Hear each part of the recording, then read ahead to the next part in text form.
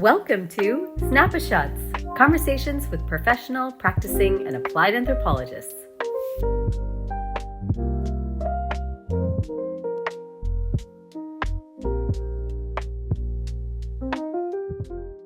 So my name is Matt Stoffer.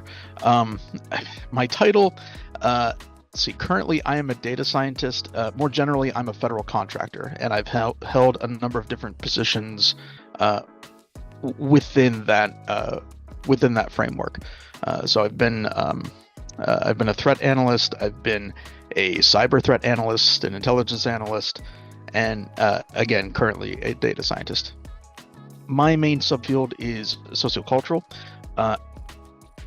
I started in undergrad with as a biology and psychology major, and I had always been interested in medicine. I kind of had the idea that I wanted to be something like Doctors Without Borders. I didn't know what that was at the time, but that's what interested me. And I had to take an introduction to anthropology class as part of my general education requirements. And when I mentioned to the professor that's the kind of work I was interested in doing, he suggested that I look into medical anthropology. And then at that point, I changed my major to anthropology, ended up going to graduate school for a focus in medical anthropology, and kind of expanded out into sociocultural more generally from there. I would say probably the most, and this is maybe an overarching theme, but one of the most useful aspects or perspectives from anthropology for me has been the ability to think with multiple perspectives, and getting into cultural relativism from that point, but thinking from multiple perspectives has been very useful in a number of different ways. For example, oftentimes in offices that I've worked in, I kind of become a hub for whatever the general activity of that office is, to translate across different organizational barriers or use the jargon from multiple different groups to accomplish something.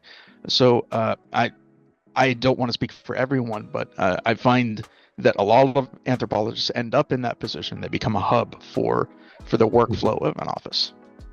I don't identify myself as an anthropologist. I don't use that as a job title or anything like that, and I never have in my 12 or so years of professional experience.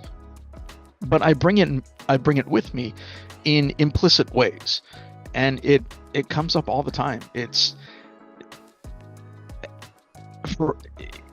interesting in a way. I don't even notice that I do it.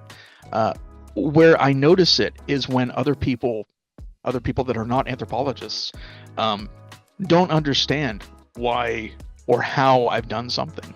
And I know a lot of anthropologists have this experience where non-anthropologists look at us like we're sorcerers or something like that. That it's all magic. But it's not. It's just a different way of thinking. And this kind of gets at another question that I think might come later. What would I tell? What did grad school not tell me, or what did professors not tell me? And it's kind of this idea that we come to the table with a different set of perspectives. I mean, a certain colleague of ours says that we see in Technicolor. That's not normal, and that's what they don't tell you in grad school. So other people, non-anthropologists, will look at us like we have three heads or something like that, because we come up with these insights that they have not considered.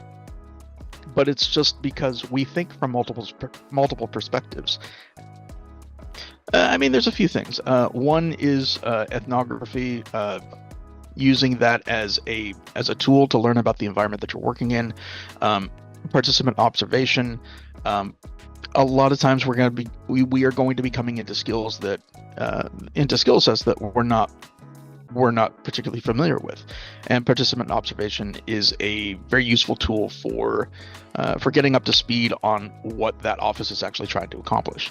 It also helps, like in my position as a data scientist currently, data science is a useful skill set, but it only takes you so far. When you find anomalies, I mean, data science can tell you about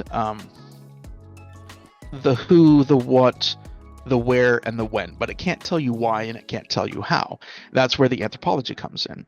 So, as a data scientist, when I find some kind of anomalous thing within the data, it gives me a point to look at, but then I have to go talk to the analyst to understand why that happened. And that's where participant observation also comes in. You learn by observing what they do and understanding, again, the nuances of how that thing occurred. When in doubt, just do ethnography. Do what you've been trained to do. That's the best way that I can approach it. In doing ethnography, you're going to learn about the power structures of the office or whatever environment that you're working in.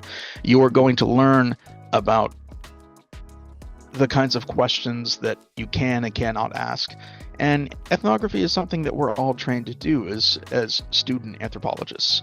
We talk about the big bubble right now is AI. There's a lot that anthropologists can do there. There's a lot that anthropologists can say there. There's a lot of work for us in those places. When you talk about the medical field, huge opportunities for practicing anthropologists. When you talk about, the legal field, when you talk about banking, what I do as a federal contractor, there's so many spaces that anthropologists can work in. And I think up until recently, we have kind of relegated ourselves into small corners of the professional world.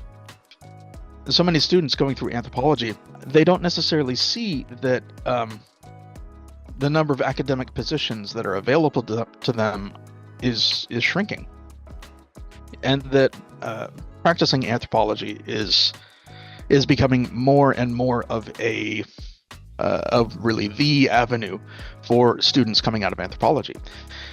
And I suppose in some ways there's a perception that anthropology is a dying field. I don't see that at all. I think there is more and more opportunity within anthropology as professionals and as practitioners. There are so many ways that anthropology can provide useful perspectives in so many different industries and different milieux. So yeah, when in doubt, just do ethnography. Like what you see? Let us know. Find us at practicinganthropology.org, LinkedIn, Meta, X, Bluesky, and YouTube.